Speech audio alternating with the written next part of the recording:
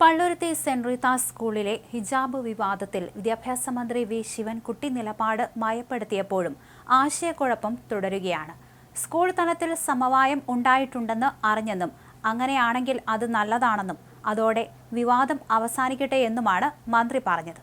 തർക്കം വഷളാക്കാനില്ലെന്നും പഠനം നിഷേധിക്കാൻ ആർക്കും തന്നെ അവകാശമില്ലെന്നും അദ്ദേഹം കൂട്ടിച്ചേർത്തു.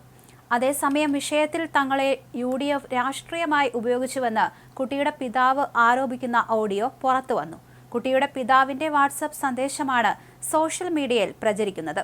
ശിരോവസ്ത്രം ധരിച്ചുവെന്നതിന്റെ പേരിൽ കുട്ടിയെ പുറത്തു നിർത്തുവാനുള്ള തീരുമാനം ചട്ടവിരുദ്ധമാണെന്ന് വിദ്യാഭ്യാസ വകുപ്പ് ഡയറക്ടർ പറഞ്ഞിരുന്നു. ഈ ഒരു പശ്ചാത്തലത്തിൽ അനുകൂല ഉത്തരവ് കിട്ടിയിട്ടും തങ്ങൾക്ക് പ്രയോജനം കിട്ടിയില്ലെന്നാണ് കുട്ടിയുടെ അച്ഛൻ വാട്സപ്പ് സന്ദേശത്തിൽ പറയുന്നത്.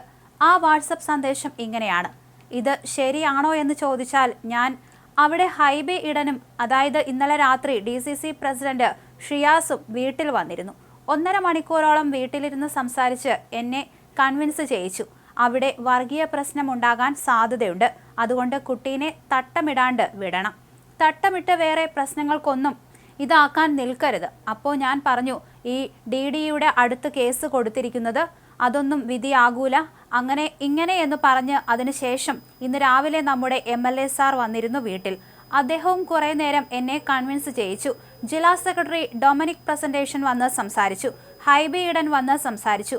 എന്നിട്ട് ഇങ്ങനെ ഒരു വർഗീയ സംഘർഷം നിലനിൽക്കുന്നുണ്ട്, അങ്ങനെയായാൽ ബുദ്ധിമുട്ടായി മാറും എന്ന രീതിയിൽ പറയുകയുണ്ടായി. അപ്പോൾ ഞാനായിട്ട് ഒരു സംഘർഷം, നാട്ടിൽ ക്രമസമാധാനം തകരേണ്ട, മതസൗഹാർദ്ദം തകരേണ്ട എന്ന നിലയിൽ ഞാൻ അവരോട് ഇങ്ങനെ പറഞ്ഞു: നമ്മുടെ നാടിന്റെ സുരക്ഷയ്ക്കും സമാധാനത്തിനും വേണ്ടി നിങ്ങൾ പറയുന്ന കണ്ടീഷനിലേക്ക് ചെയ്യാമെന്നുള്ള ക്ലോസ് വെച്ചു. ഇതാണ് സംഭവിച്ചത്. പക്ഷേ നമുക്ക് വിധി വന്നിരിക്കുന്നത് DDയുടെ റിപ്പോർട്ട് പ്രകാരം വിദ്യാഭ്യാസ മന്ത്രി നമുക്ക് ഹിജാബ് ധരിച്ച് സ്കൂളിൽ പോകാമെന്നുള്ള ഓർഡർ കിട്ടിയിട്ടുണ്ട്. അതാണ് ശരിക്കും ഉണ്ടായേക്കണേ. ഇതിലാകെപ്പെട്ടിരിക്കുന്നത് നമ്മളെ രാഷ്ട്രീയമായിട്ട് ഇവർ ഉപയോഗിച്ചു, വിജയം കിട്ടി. പക്ഷേ നമുക്ക് ആസ്വദിക്കാൻ പറ്റാത്ത വിജയമായിപ്പോയി. ഇങ്ങനെയായിരുന്നു ആ വാട്സപ്പ് സന്ദേശം. വിദ്യാഭ്യാസ മന്ത്രി പറഞ്ഞത് ഇങ്ങനെയായിരുന്നു: സ്കൂൾ തലത്തിൽ സമവായം ഉണ്ടായിട്ടുണ്ടെന്ന് അറിഞ്ഞു. അങ്ങനെയാണെങ്കിൽ അത് നല്ലതാണ്. അതോടെ വിവാദം അവസാനിക്കട്ടെ. തർക്കം വഷളാക്കാനില്ല. പഠനം നിഷേധിക്കാൻ ആർക്കും അവകാശമില്ലെന്നും മന്ത്രി ശിവൻകുട്ടി പറയുകയും ചെയ്തു. കുട്ടിയുടെ രക്ഷിതാവ് നിലപാട് മാറ്റിയിട്ടുണ്ട്. ശിരോവസ്ത്രം ഇല്ലാതെ തന്നെ കുട്ടിയെ സ്കൂളിൽ അയക്കാമെന്ന് രക്ഷിതാവ് അറിയിച്ചതായി അറിഞ്ഞു. അതോടെ ആ പ്രശ്നം തീർന്നു.